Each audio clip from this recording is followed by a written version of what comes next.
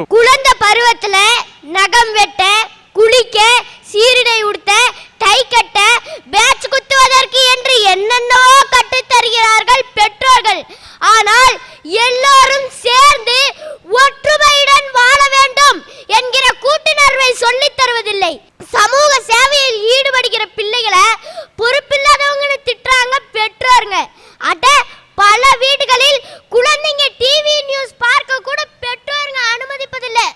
சுத்தி என்ன நடக்குதுன்னு தெரியாம வளரும் குழந்தைகளுக்கு என்ன விதமான சிந்தனைகள் இருக்கும்?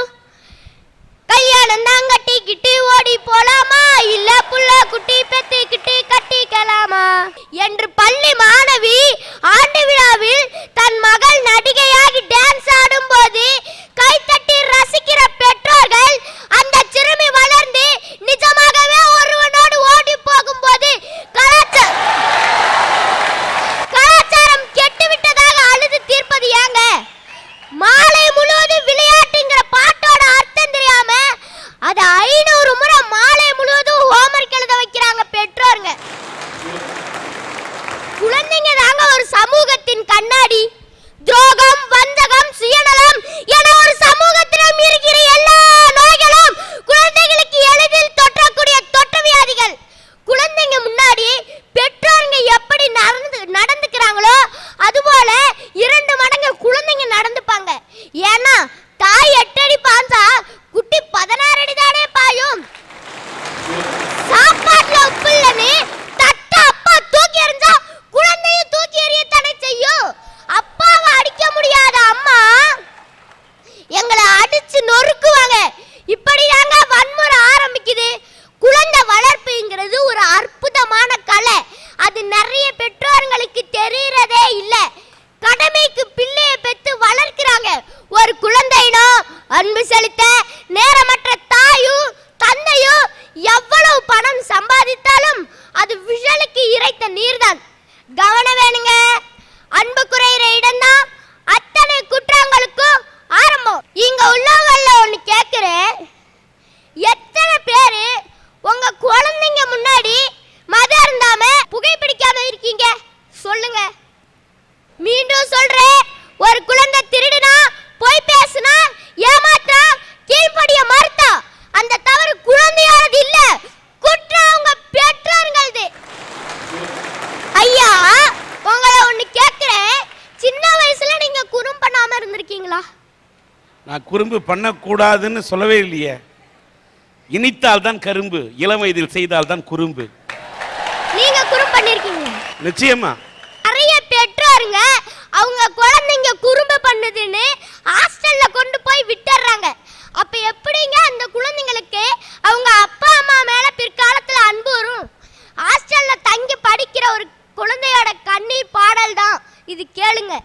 அன்புலம் கொண்டே அம்மாவுக்கு மகன் எழுதும் கடிதம், ஏதோ நானும் இருக்கிறேன் உருப்படியா படிக்கிறேன், ஏதோ நானும் இருக்கிறேன் உருப்படியா படிக்கிறேன், யாரும் இல்லை எனக்கு நீ எப்படி இருக்கன்னு நினைக்கிறேன், யாரும் இல்லை எனக்கு நீ எப்படி இருக்கன்னு நினைக்கிறேன், ஹாஸ்டல் சோறெல்லாம் கல்லுன்னு கொட்டுறாங்க, நான் மட்டும் தங்கச்சிக்கு ஊட்டுற நினைப்பில் திங்கிறேன், நான் மட்டும் தங்கச்சிக்கு ஊட்டுற நினைப்பில் திங்கிறேன். எவ்வளவு கஷ்டமா இருக்கு மாறுங்க, பெற்றோர்களா மாறுங்க. ஒவ்வொரு நாளும் உயிர் அபாயத்தோட தான் என்ன மாதிரி குழந்தைங்க பள்ளிக்கு போறாங்க. பஸ்ஸுங்கள்லயும் ஆட்டோங்கள்லயும் புத்தக மூட்டைகளோட மளிக சாமான போல திணிக்கப்படுகிற குழந்தைங்க விதியோட கையில ஒப்படைக்கப்படுகிற விளையாட்டு பொம்மைங்க அப்படிங்கறத ஒவ்வொரு வீடு உணர மறப்பது வேதனையிலும் வேதனைங்க. நெரிசலான நேரத்துல தன்னோட எடைக்கு அதிகமான புத்தகங்களை சுமந்தபடி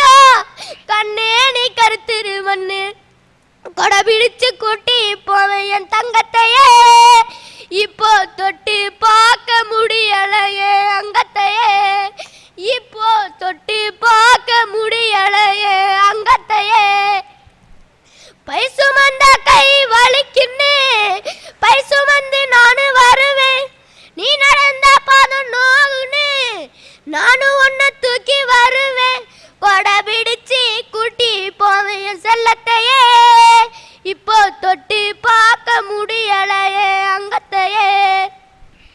கருகிய மலரினிலே எந்த மலர் ஏன் மலர்னு பெத்த எனக்கு தெரியலையே பிள்ளை முகம். கருகிய மலரினிலே எந்த மலர் ஏன் மலர்னு பெத்த எனக்கு தெரியலையே பிள்ளை முகம். ஐயோ எங்கே இந்த மடி சுமந்த செல்ல முகம். ஐயோ எங்கே இந்த மடி சுமந்த செல்ல முகம். தீ உன்னை சுட்ட போது அம்மானு அழுதிருப்ப, பந்தபாரம் தாங்காம அப்பானு கத்தி இருப்ப. பாவி ஒன்னு பெத்த வயிறு பதறுதே, ஐயோ ஒன்னு நினைச்சு உசுறு தினம் உருங்குதே. ஐயோ ஒன்னு நினைச்சு உசுறு தினம் உருங்குதே. குழியில தங்க ஒண்ணு மண்ணை போட்டு மூட போறேன், இந்த பாரம் எப்படி நீயும் தாங்குவையோ சாமி. நான் இல்லாம உள்ள நீ எப்படி தூங்குவையோ சாமி. நான் இல்லாம உள்ள நீ எப்படி தூங்குவையோ.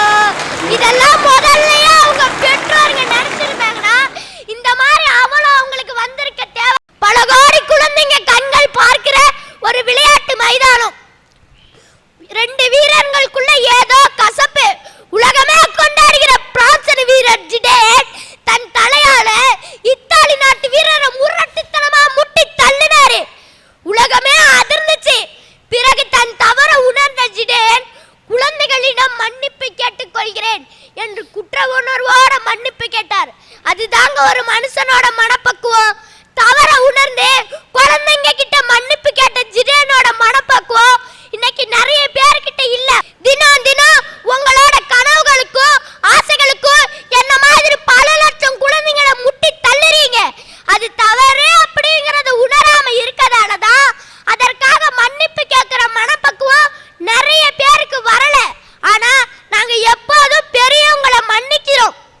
அதனாலதான் இன்னும் நாங்க பெற்றோர்களுக்கும் பெரியவங்களுக்கும் கீழ்படுகிறோம். புத்தகங்களே புத்தகங்களே சமர்த்தா இருங்கள், குழந்தைகளை கிழித்து விடாதீர்கள் என்பது கவிதை மட்டும் இல்லைங்க, காலத்தோட குரல். ஆனா என்ன மாதிரி நிறைய குழந்தைங்களை பாட புத்தகங்க மட்டும் இல்லாம ஒட்டுமொத்த பெற்றோரும் சமூகமும் கிழிச்சுக்கிட்டே இருக்குது. நீங்க விரும்பி பார்க்கிற சீரியல் நேரத்துக்கு முன்னாடி எங்க வாயில எப்படியாவது சாப்பாட்டை திணிச்சிட வேணும்னு நினைச்சீங்கன்னா பசிச்சு சாப்பிடுற பழக்கத்தை எங்களுக்கு சொல்லித்தர மறுக்கிறீங்கிறது உண்மைதானே? நீங்க யாருக்காக உழைக்கிறீங்களோ, எந்த குழந்தையிடம் அளவிட முடியாத அன்பு வச்சிருக்கீங்களோ அந்த குழந்தையோட உணர்வை பெத்தவங்க புரிஞ்சுக்கிறது இல்ல. ஒரு பேப்பர்ல எங்களுக்கு தெரிஞ்சதை வரைஞ்சா கிறுக்காத சனியனேன்னு திட்டுறீங்க. அந்த கிறுக்கல்ல இருந்து தான் பிகாசோங்கிற ஓவியர் உருவானான்னு தெரியாதா உங்களுக்கு? தட்டு தடுமாறி எழுந்து நிக்கிற எங்களை கைத்தட்டி வரவேற்று உற்சாகப்படுத்தாம விழுந்துடுவேன்னு உங்க அன்பை காட்டுனீங்கன்னா எங்களோட வாழ்க்கையும் சேர்ந்தே முடங்கிடும். கல்லையும் மண்ணையும் வச்சு மனசுலயே அறுசுவ உணவு சமைக்கிற சாமர்த்தியசாலிங்க நாங்க. நீங்களோ நாங்க ஆக்கிற மண் சோத்துல கல் கண்டுபிடிக்கிற புத்திசாலிகளா தானே இருக்கீங்க. வீட்டுக்கு முன்னாடி உள்ள வேப்ப மரத்தை காட்டி அதோட இலை கிளைகளோட பயணம் சொல்லி தராம புக்ல உள்ளதா படின்னு தானே எங்களை தொந்தரவு செய்றீங்க. மார்க் வாங்குறதா வாழ்க்கைன்னு எங்களை நம்ப வைக்கிறீங்க.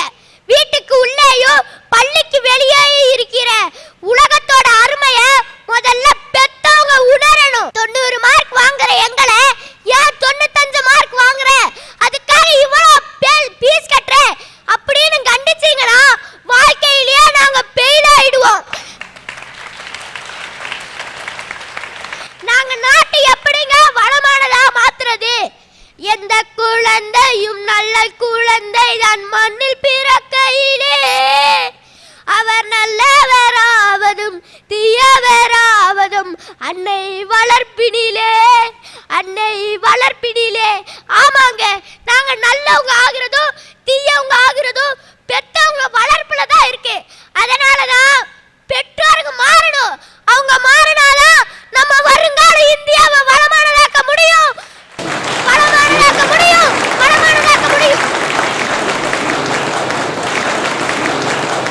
இந்த பையன் இவ்வளோ நல்லா பேசினா, நல்லா பேசின பேச்சில் வந்து கைத்தட்டலையும் விட வச்சான், அழ வச்சான், எல்லாரையும் அழ வச்சுட்டான்.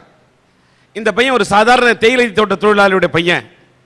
கோத்தகிரிக்கு பக்கத்தில் அவ்வூருங்கிற ஊர் இருக்கு. அந்த ஊரில் தான் இந்த பையன் பிறந்திருக்கான், அங்கே தான் இருக்கிறான். இந்த பையன் இந்த அளவுக்கு கஷ்டப்பட்டு பேசுறத பார்க்கும்போது இவனோட பேச்சு திறமை, அது மட்டும் இல்லாமல் நல்ல உணர்வு, நல்ல கருத்து இருக்குது. இந்த பையன் 5ஆம் கிளாஸ் படிச்சுக்கிட்டு இருக்கான்.